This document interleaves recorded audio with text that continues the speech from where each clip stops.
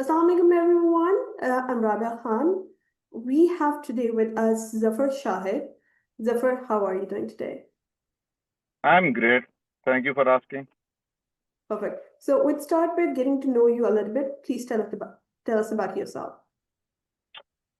So basically, my name is Zafar Shahid. I am based in Silicon Valley, and I am a senior engineering executive over here.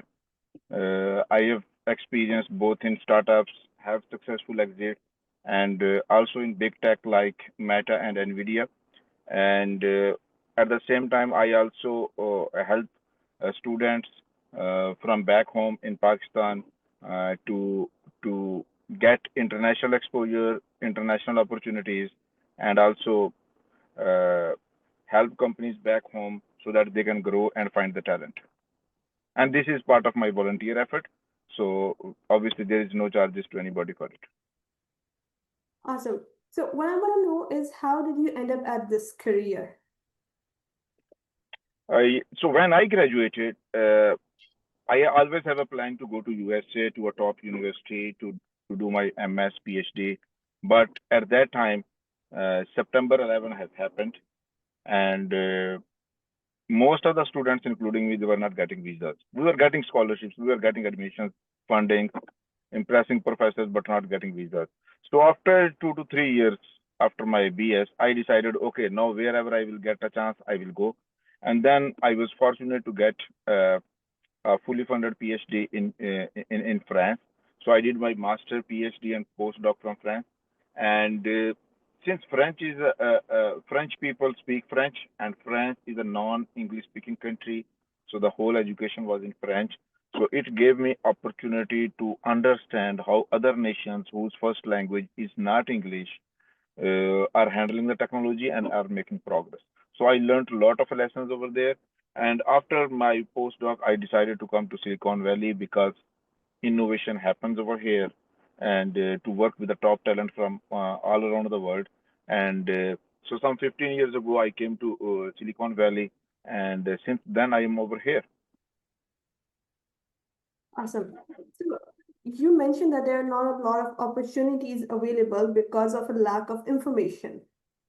But that was before our time when you were trying to avail all of these opportunities. But now there's an influx of information, AI agents reflect that. There's so many things that it becomes difficult for students, especially back home in Pakistan, to understand how to go about it. What would you suggest to those students and early career professionals? What advice would you give to them where to start and where to portray their goals?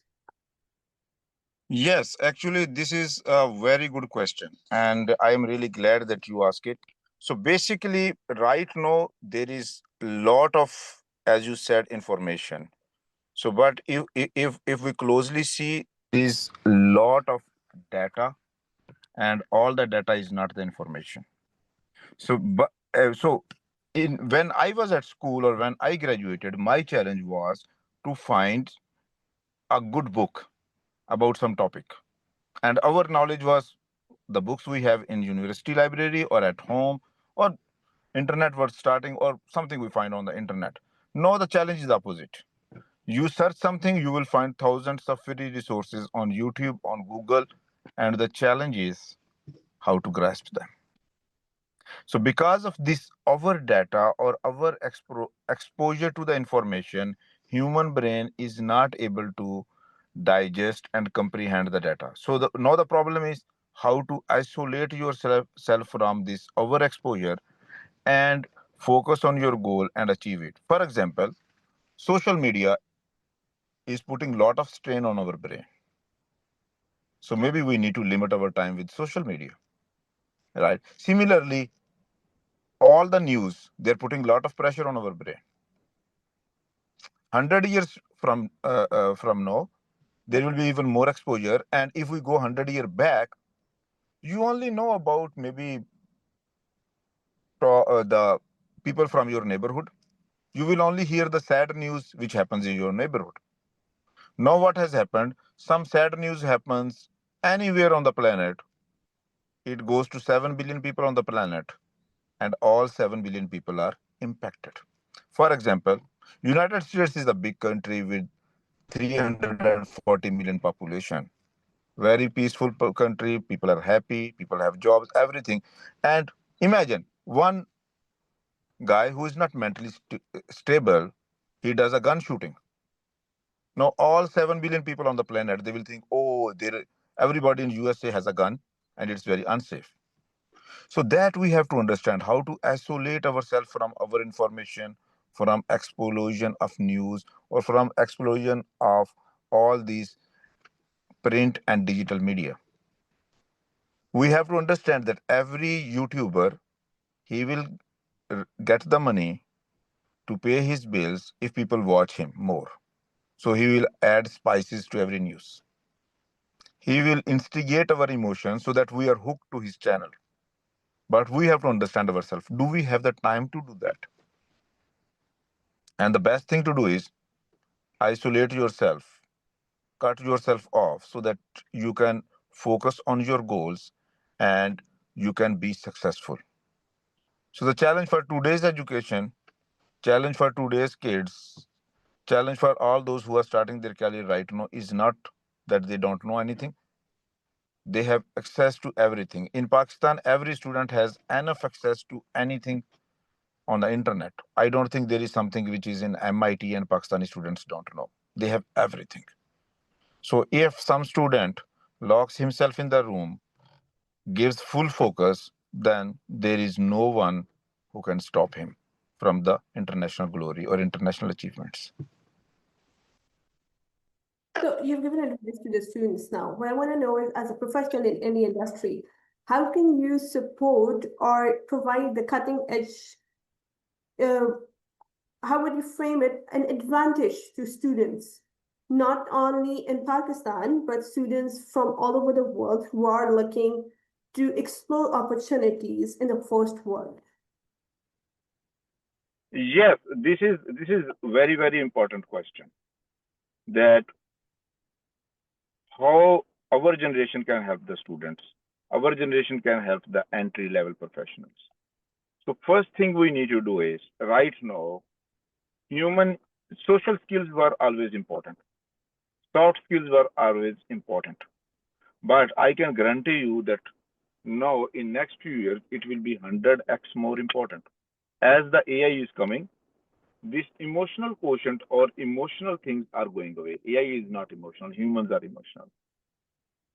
So similarly, these social skills are becoming more and more scarce, more and more difficult.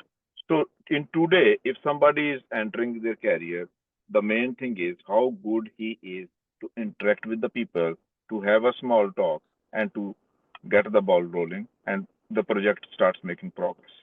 This social impact is getting very, very crucial right now because I today interview lot of students, lot of fresh grads on a daily basis, and many of them from top US schools, they are not even able to talk comfortably because they are more spending more time with social media and less time with actual humans.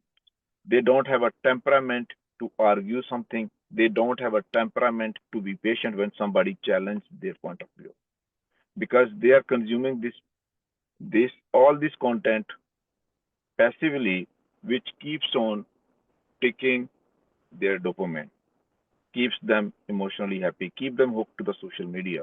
So when they find another human who has different thoughts, they find it difficult to work with him. They get irritated, they lose temperament very fast, and they fail very fast. That's understandable. Talking about helping students and early career professionals, I want to know how you started iCode Guru and what exactly is it doing?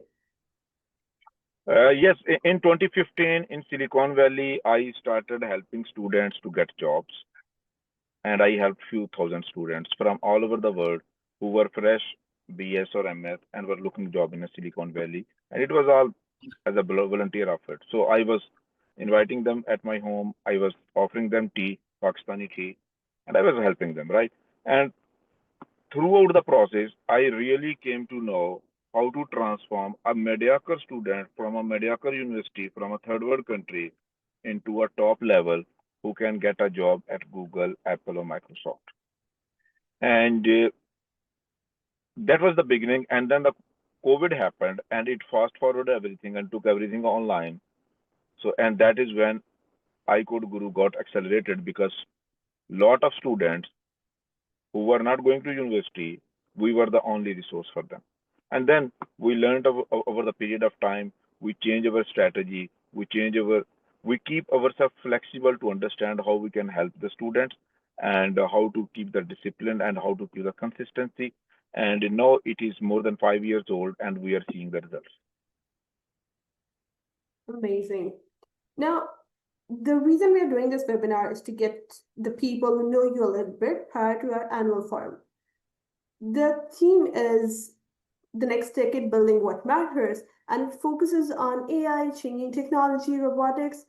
How do you think this influx of information, data, and technology has changed the software engineering world?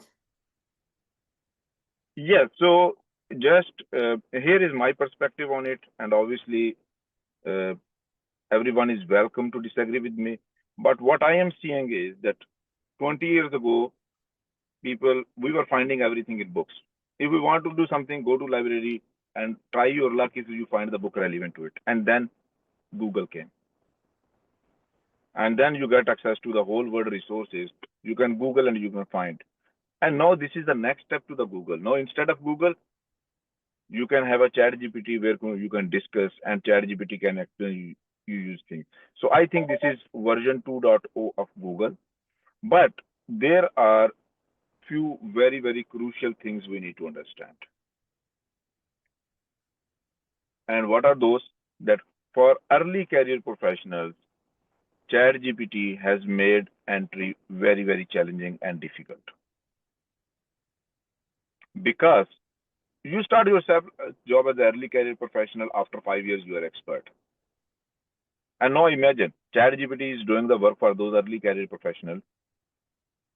So you have to step up and you have to join the company at a senior level. And ChatGPT is just like a 5-year-old who memorizes things very well, is innocent, has some beliefs, and some of those ideas can be buggy or outdated. So we should be good enough to understand what ChatGPT is saying is true and what is not true, and we should be able to handle it. I just give you an example. Right now, let's suppose we have version X of the car, and then version Y of the car comes, which is self-driving car. And on internet, 99% material is about the old car, and maybe 1% is about the new car. And if you ask ChatGPT about something about the car, it is possible it gives you information about the old car. So you should be able to understand this is about the old car. Or it might be possible it is giving you about the new car. And it is quite possible that it mixes the article from both the new car and the old car and give you something which is not true at all, because some of the facts are not correct. So ChatGPT is helpful to those who understand that domain, and is super dangerous to those who doesn't understand. So go back to the basics and make sure whatever you ask ChatGPT, you have a very clear understanding of that concept too. So for example, I have never used merge sort or quick sort in my career in a job. But I still ask these concepts in interviews to students, that are they clear about it? Because what it takes to bring down whole Google, whole Facebook, or whole YouTube down is just a one line of code. That is quite enough to bring the whole service down. So mistakes will be getting more and more costly, and on top of that, whatever you get from ChatGPT is accessible to everybody. You have to make your product innovative. You have to add new features which ChatGPT is unable to add, and then this is where your value will add. I give you an example. I know a young student over here in Silicon Valley who is building a startup, and they are 5 professionals together, and they build the whole stack using ChatGPT. Now they want to add few new features which ChatGPT is not able to add because they are not found on the internet yet. Nobody has discussed those features on the Google. So ChatGPT is not does not even know about those features. So whenever they ask ChatGPT to do something, ChatGPT does something else. And what is more concerning, none of them understand the code which ChatGPT has written. Code works. So when they don't even understand the code, how come they can add a new feature or fix bug in that code? And they are stuck. So now it will take more time than they have developed this code themselves. Because, for example, they develop this code, this POC themselves in 1 month and add this feature in next 5 days. So, but no, the tools which ChatGPT has used, the commands which ChatGPT has used, they are not familiar with those things. So first they have to learn those tools, then learn what ChatGPT has done, and then develop on top of that. So you understand the challenge that we can make ChatGPT work, but that will be only for smaller tasks, only simpler tasks, which and everybody has access to ChatGPT. Now we want to add innovation to it, so we should be good enough to handle the beast, which we call as ChatGPT. And Okay, now, yeah, comes a question in my mind based on the things that you're saying. Early career level entry is getting removed because that 5 years of work can be done through AI agents. Now, if a student is entering the market and he does not have that kind of experience to learn and understand the innovation, how can he bridge that gap and advance his own skills? What methods would he try? How can he reach out to senior level professionals to bridge that gap in his skill level? that's the most relevant question I have got from somebody. So this can be only done that you try to do the stuff yourself. Even if ChatGPT has done things, you really take that code and understand every line of code and make your understanding what this code is actually doing. So because in all the word, in all the things, remember, it is difficult to write a code, but it is 10x more difficult to understand someone else's logic and the code. And the top engineers are those who quickly understand others' codes. And they are able to understand others' codes because they have implemented the code themselves. So I do not see an alternative to writing your own code and to have a discussion and to have other people in their network who are also trying to understand the code. So I think that is what we have to do one way or the other. But yes, this is for sure that starting career professionals, they will face more challenges than when I started my career. Because when I started my career, they were expecting, okay, I know the theory, but I will get experience over time. Now that junior level work is being done by ChatGPT, and we have to be productive more faster. Otherwise, some other company who has better engineers, so they will win the game. So what I want to know is what would be the top 3 trends that AI has brought in this world that you think are really cool and for people to understand, or different applications that help people to write code so early stage developers can actually understand how good code works. Yeah, so exactly. And before that, I want to add one more thing. Coding is nothing to do with computer science. Mhm. Even biologist needs to know how to code. Even economist needs to know how to code because all the graduate level work in any field is now coding, Mhm. right? For example, uh, biologist is doing DNA analysis, and DNA analysis is done using Python. Economist is writing financial models are written in Python. So first thing is that in today's world, our worth is as much as we can code in our domain. If we cannot write code, I am worried we will not be employable at a graduate level. We might do some technician level work, low level work, but not a graduate level work. And the top 3 trends I see right now is, first thing is that you know how to use ChatGPT through smart prompting.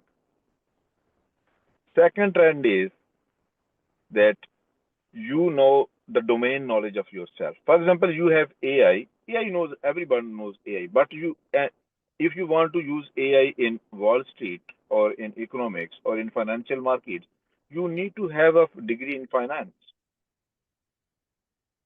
If you want to apply AI to drug discovery, you need to have a degree in chemistry along with AI. So coding and AI, every graduate student have these 2 tools in their toolkit, and they should be comfortable with these tools to be employable. Otherwise, there are no jobs. Otherwise, you will feel, oh, AI has eaten my job, which is not true, because it is not the AI who replaced you. It is the person who knows AI that has replaced you. Awesome. Before we end this thing, I would like one piece of advice from you for students, early career professionals, and who are out there is listening to us. Yes. So if I get 20 years of my life back, I would love to share one thing. Life is a beautiful gift of God. Don't be scared of it. Don't think life is too difficult. Be fearless. Know your passion. Follow your passion. Make mistakes faster. Learn faster and get mature faster. The sooner you make mistakes in your career, the cheaper they will be. For example, somebody starts presenting and talks too much in the early career phase. Obviously, a lot of people will laugh at him and correct him. But after a couple of years, he will be a very solid leader.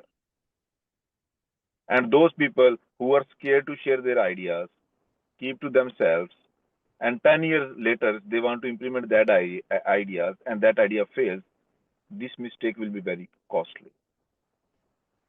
So be fearless, be ready to make mistakes, be ready to be humiliated publicly. Because when you will fail, people will humiliate you. But that humiliation is actually for your good self. And the sooner you get it done, the better it is. Thank you so much, Zafar. It was lovely to have you. And we'll be looking forward to meeting you on 8th of November, Annual Forum 2025. Thank you so much. See you then. Thank you. Allah Hafiz. Allah Hafiz.